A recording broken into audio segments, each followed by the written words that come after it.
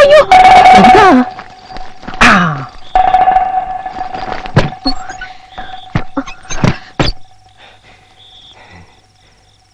ദൈവമേ, ഇവളിനി കല്യാണം വേണ്ട വേണ്ടാന്ന് പറഞ്ഞത് എന്നോടുള്ള ഇഷ്ടം കൊണ്ടാണോ? അടിച്ചോണ്ട് പോയാലോ?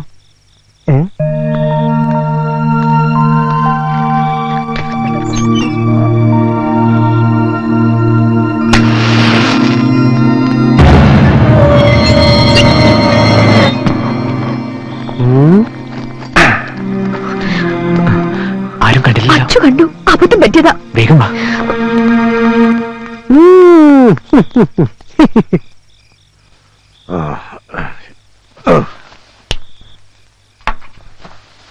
ഓ സാവിത്രി, മണി 5 കഴിഞ്ഞു, എഴുന്നേക്ക്. അമ്മായി സരസ്വനെ മുറി കണ്ടില്ല. കണ്ടില്ലേ? അവളിത് എവിടെ പോകാനാ? എവിടെ പോയിട്ട് നോക്കിയേ.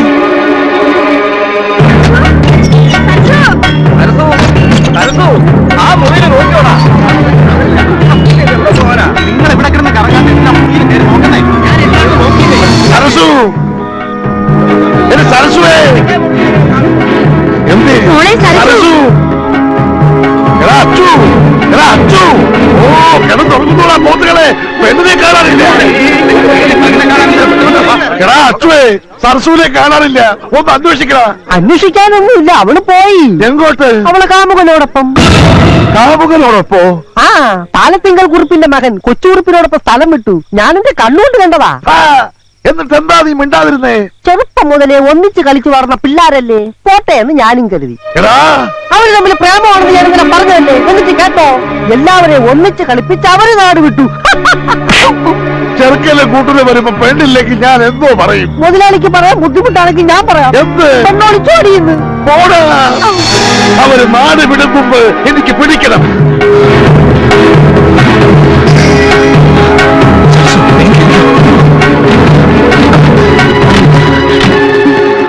വണ്ടി നേരെ റെയിൽവേ സ്റ്റേഷനിലേക്ക് വിട്ടോ.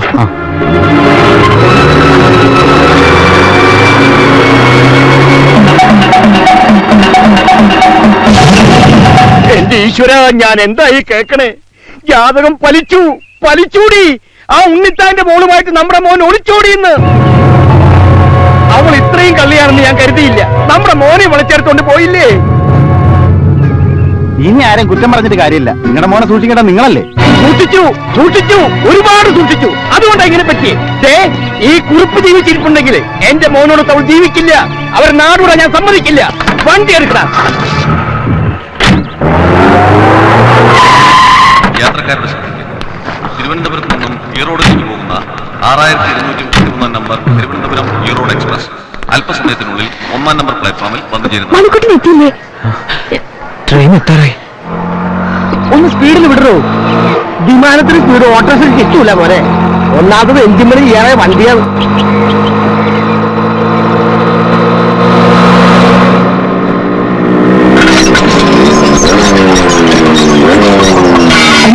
ഗേറ്റ് അടിച്ചു. ഇപ്പൊ വരുന്ന ട്രെയിൻ എനിക്ക് പോകേണ്ടതാ. ഞാനിപ്പോ എന്താ ചെയ്യാ? എന്തെങ്കിലും ചെയ്യണോ? സിനിമയെ പോലെ ആട്ടോ ജമ്പ് ചെയ്യട്ടെ? വേണ്ട, ഞാൻ ജമ്പ് ചെയ്തോളാം.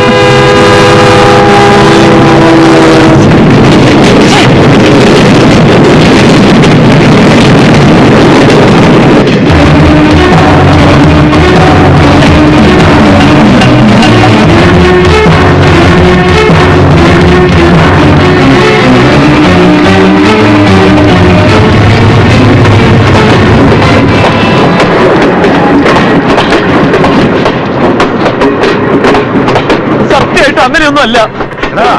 ഇന്ന് വെളുപ്പിന് തന്നെ നീ എന്റെ വീട്ടിലെത്തുന്നു പറഞ്ഞപ്പോ ഞാൻ കരുതിയില്ല അതെന്റെ മോളെ പൊക്കിക്കൊണ്ട് പോകാനായിരുന്നു. ഞാനൊന്ന് പറയട്ടെ. മാന്യമായിട്ട് ജീവിക്കുന്നവരെ മാനം കെടുത്തിയിട്ട് നിന്ന് ന്യായീകരിക്കുന്നു. കൂടെ കളിച്ചാൽ നിന്നെ കൊന്നു കുഴിച്ചു കൂടും. പറയാ മിണ്ടിപ്പോരുത്. ഒട്ടുപോരുന്നവനെ ഇവരെ തല്ലാൻ നിനക്കെന്താ അവകാശം? എത്തിയല്ലോ സൂത്രധാരൻ. ഇന്നലെ അച്ഛനും മോനും കൂടെ വീട്ടിൽ വന്നത് എന്റെ മോളെ പാട്ടിലാക്കാനുള്ള തന്ത്രവുമായിട്ടായിരുന്നല്ലേ? വിരലൊന്നും ഞൊടിച്ച കൂടെ പോരുന്ന തന്റെ മോളെ പാട്ടിലാക്കാൻ അത്ര വലിയ തന്ത്രമൊന്നും പ്രയോഗിക്കണ്ട. ആമ്പിള്ളേരെ വഴിപിഴപ്പിക്കാൻ നടക്കുന്ന ശവം. തന്റെ ഭാര്യയുടെ സ്വഭാവം ഇവിടെ വിശദീകരിക്കണ്ട. ബാറ്ററി മക്കളിലേക്ക് വന്നില്ലെങ്കിൽ അതിന്റെ സ്വഭാവം താനിപ്പോ അറിയും. ഏതോ ജനിപ്പിച്ചാൽ മാത്രം പോരാ, മക്കളെ വളർത്താനും പഠിക്കണം. താൻ മോളെ പഠിപ്പിച്ചത് ഒളിച്ചോട്ടായിരുന്നു. തന്തയില്ലാത്ത പറയരുത്. തന്തയ്ക്ക് പറഞ്ഞാലുണ്ടല്ലോ. കല്യാണ പന്തലിൽ നിന്ന് എന്റെ മോളെ തട്ടിക്കൊണ്ടുപോയി ഇവന്റെ തന്തയ്ക്കും തന്തയുടെ തന്തയ്ക്കും ഞാൻ പറയും താൻ എന്തോ ചെയ്യും. എടാ ഉണ്ണിത്താനെ, ഇനി തിരിച്ചു തല്ലാമെന്ന് സമയം കളയുന്നത് ശരീരത്തിന് നല്ലതല്ല. ബുദ്ധിയുണ്ടെങ്കിൽ മുഹൂർത്തം കഴിയുന്നതിന് മുമ്പ് ഇതിനെ വിളിച്ചുകൊണ്ട് പോയി നിശ്ചയിച്ച് ചെറുക്കന്റെ തലയിൽ വെച്ച് കെട്ട്.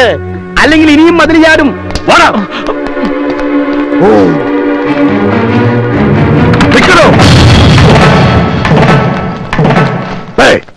എനിക്ക് തന്നെ സമ്മാനവും വേണ്ട, ഒരു കോപ്പും വേണ്ട. ഇതോടെ നമ്മൾ തമ്മിലുള്ള സകല ഏർപ്പാട് തീർന്നു. പിന്നെ സമയമില്ലാതായി പോയി. ഇല്ലെങ്കിൽ തിരിച്ചു തന്ന് 10 പേജ് തെറി പറയാൻ എനിക്ക് അറിയാൻ വയ്യാഞ്ഞിട്ടല്ല. മുഹൂർത്തമായി പാടി കേരളം ഇങ്ങോട്ട് ഇറങ്ങടി. വാ. സാരി മാറ്റിട്ട് ഇപ്പൊ തുണി ഉടുത്തിട്ടുണ്ടല്ലോ, അത് മതി. പെണ്ണെത്തി പെണ്ണെത്തി. ഞാൻ പറഞ്ഞില്ലേ മുതലാളി മിടുക്കനാണെന്ന്. എങ്ങനെയെങ്കിലും പെണ്ണിനെ ഒപ്പിച്ച് മുഹൂർത്തത്തിന് മുമ്പ് എത്തുമെന്ന്. ഭാഗ്യം, തക്ക സമയത്ത് എത്തിയതുകൊണ്ട് പെണ്ണ് ഒളിച്ചോടിയില്ല. സമയമായി, ചെന്നിരിക്കണേ മണ്ഡപത്തിലേക്ക്. എന്താണോ നോക്കിയിരിക്കണേ? ഊതടോ. എന്നാ കെട്ടി നടത്തിയേക്കാം. നിർത്തണോ? മറ്റൊരുത്തനോട് ഒളിച്ചോടി പോയ പെണ്ണിനെ കെട്ടേണ്ട ഗതികേട് എന്റെ മോനില്ല. പെണ്ണ് ഒളിച്ചോടി പോയില്ലല്ലോ, അതിനു മുമ്പ് പിടിച്ചോടി വന്നല്ലേ? അതെ, ഇനി ഒളിച്ചോടാതെ നിങ്ങൾ നോക്കിയാ മതി. വന്നോളൂ. അതെ അതെ, ഞാൻ പറയുന്നത് നിങ്ങള്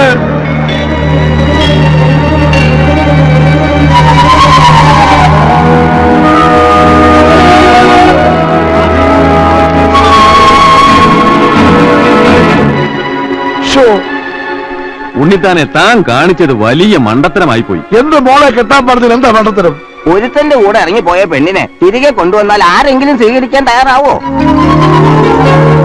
ഇനി ഈ കുട്ടിയെ കെട്ടാൻ അന്തസ്സുള്ള തറവാട്ടിൽ നിന്ന് ആരെങ്കിലും ഈ വീട്ടുമുറ്റത്ത് കാലുകുത്തോ? ഇല്ല. ഗുണമായാലും ദോഷമായാലും അവള് കണ്ടെത്തിയ ആളെ കൊണ്ട് തന്നെ വിവാഹം നടത്തുക.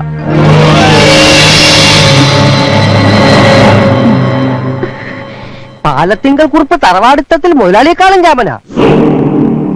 ഇനി ഒന്നും ആലോചിക്കാനില്ല, ഈ മുഹൂർത്തത്തിൽ തന്നെ നടത്താൻ ശ്രമിക്കുക. എടുത്തുകാരി ഞാനയുടെ തന്തയ്ക്ക് വിളിക്കുകയും ചെയ്തു. സാരമില്ല, മറുപടി ഉടനെ കിട്ടിയായിരുന്നു. അപ്പൊ കരണം പൊത്തിയൊരെണ്ണം കിട്ടിയില്ലേ? അടിയെ ചൂടെങ്ങനെ ഉണ്ടായിരുന്നു?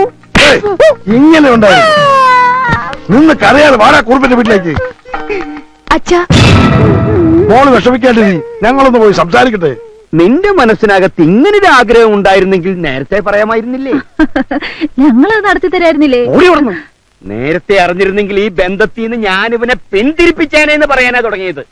ഈ ബന്ധത്തിന് എന്താ കുഴപ്പം? എന്തൊരു നല്ല ബന്ധം. എടീ, തറവാട്ടി പറഞ്ഞ പെണ്ണായിരുന്നെങ്കിൽ കല്യാണ ദിവസം ഒളിച്ചോടുമായിരുന്നോ? അപ്പൊ നമ്മുടെ മോനോ? ആണുങ്ങൾക്ക് എന്തു ആവാം.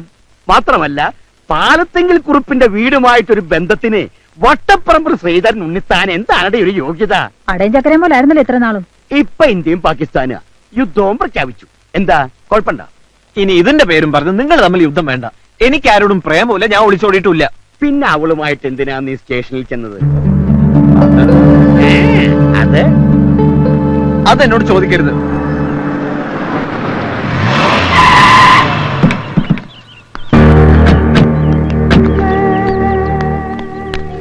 കാര്യങ്ങൾ എത്രത്തോളമായ സ്ഥിതിക്ക് ഞാനൊന്ന് തീരുമാനിച്ചു. എന്റെ മോളെ കൊണ്ട് ഒളിച്ചോടിയത് ഏത് തെണ്ടിയുടെ മകനായാലും ശരി, അവനെ കൊണ്ട് തന്നെ കെട്ടിക്കുമെന്ന്. എന്നാ പിന്നെ എത്രയും പെട്ടെന്നതായിക്കൂടെ? അത് പറയാനാണല്ലോ ഇങ്ങോട്ട് വന്നത്. അതെ, ഇനി ഒന്നും നോക്കാനില്ല കുറുപ്പേ. കൊച്ചുകുറുപ്പുമായി ഉടനെ വീട്ടിലെത്തുക, കെട്ടു നടത്തുക. അയ്യോ, എനിക്ക് എന്റെ വീട്ടുകാരും ബന്ധുക്കാരെയൊക്കെ ഒന്ന് അറിയിക്കണ്ടേ? അതിനൊന്നും സമയമില്ല. കെട്ട് കഴിഞ്ഞ് ചെറുക്കനും പെണ്ണും കൂടെ വിരുന്നിന് പോയാ പോരെ? അത് മതിയല്ലേ? പിന്നെ ധാരാളം മതി. എന്നാൽ അത് പോരാ. എനിക്കുള്ളത് ഒരേ ഒരു സന്തതിയാ. അവന്റെ കല്യാണം നാട്ടുകാരും വീട്ടുകാരും അറിഞ്ഞ് അന്തസ്സും തറവാടിത്തമുള്ള കുടുംബത്തിൽ നിന്നായിരിക്കണമെന്ന് എനിക്ക് നിർബന്ധമുണ്ട്. ഈ പറഞ്ഞതിന്റെ അർത്ഥം മുതലാളിക്ക് അന്തസ്സും തറവാടിത്തം ഇല്ലാന്നല്ലേ? കണ്ടോ, ഇവന് കാര്യം പറഞ്ഞാൽ മനസ്സിലാവും. പിന്നെ ഉണ്ണിത്താനെ, നിശ്ചയിച്ച കല്യാണം മുടങ്ങിയപ്പോ തന്റെ മോളെ എന്റെ മോന്റെ തലയിൽ വെച്ച് കെട്ടാൻ നോക്കണ്ട. കല്യാണം മുടങ്ങിയതിന് ഉത്തരവാദി തന്റെ മോല. എന്റെ മോളെ കണ്ണും കയ്യും കാണിച്ച് പ്രേമിച്ച് വിളിച്ചിറക്കിക്കൊണ്ട് പോകുന്ന സാക്ഷികളുണ്ട്. ആരാ സാക്ഷി? ഇവൻ തന്നെ പറഞ്ഞുകൊള്ളാ. ഞാൻ കണ്ടതാ. ഏത് കോടതിയിലും ഇവൻ ഈ സത്യം പറയും. എനിക്ക് വിശ്വാസമില്ല. 1000 രൂപ കൊടുത്തവൻ അത് മാറ്റി പറയും. ഒരിക്കലും 1000 രൂപയ്ക്ക് വേണ്ടി മാറ്റി പറയില്ല മുതലാളി ഞാൻ. കണ്ണോ 1500 കിട്ടണം. ഓടാ. മോനെ തീരുമാനം നിന്റെയാ. നീ സ്നേഹിച്ച പെണ്ണ അവള്. അങ്ങനെ ഒരു ബന്ധം ഞാനും സരസും തമ്മിലില്ല. കേട്ടില്ലേ? ഇനി എല്ലാവർക്കും പോവാലോ. തന്നെ പേടിച്ചാ ഇവനിങ്ങനെ പറയുന്നത്. അല്ലെങ്കിൽ താലിബന്റെ മനസ്സ് മാറ്റിയെടുത്തതാ. എടാ മോനെ, നിന്നെ വിശ്വസിച്ച അവൾ ഇറങ്ങി പോകുന്നത്. അല്ല അല്ല, ഇനി സംസാരിച്ച് സമയം കളയണ്ട. ഉണ്ണിത്താൻ പോ. ഞാൻ പോവുക. പക്ഷെ ഒരു കാര്യം, എന്റെ മകൾക്കൊരു മംഗല്യമുണ്ടെങ്കിൽ അത് തന്റെ മകനുമായിട്ടായിരിക്കും. ഇന്നല്ലെങ്കിൽ നാളെ ഈ കല്യാണം ഞാൻ നടത്തും. ഉറപ്പാ. പാലത്തെങ്കിൽ കുറിപ്പ് ജീവിച്ചിരിപ്പുണ്ടെങ്കിൽ അത് നടക്കില്ല. ഉറപ്പ്. ഇത് കുറിപ്പിന്റെ ഉറപ്പല്ല, ഈ ഉണ്ണിത്താന്റെ വെല്ലുവിളിയാ. നോക്കിക്കോ.